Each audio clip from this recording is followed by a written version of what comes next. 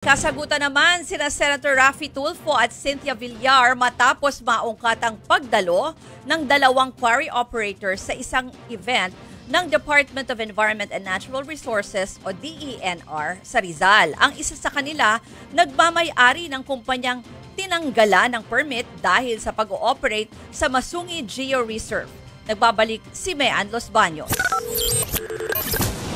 Kung gusto mo, magpaano pa tayo? Lie detector test. Where?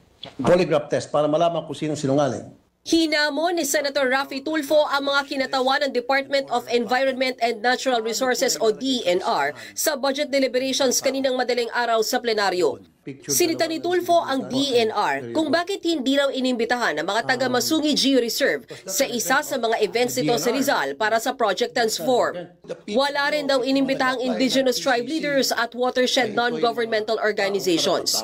Depensa naman ni Senator Cynthia Villar na sponsor ng DENR budget. Invite po sila dun sa Masungi, na taga Masungi, hindi nagpunta.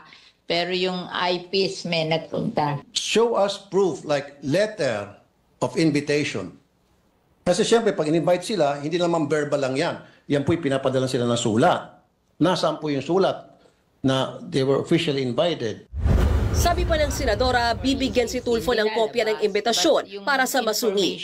Pero kumbinsido si Tulfo na hindi talaga inimbitahan ng mga taga Masungi. Ang mas kinainis pa ni Tulfo, ang naimbitahan daw sa event, dalawang quarry operators, na ang isa ay sinuspindi pa ang permit dahil nag-ooperate sa loob ng protected area sa Masungi.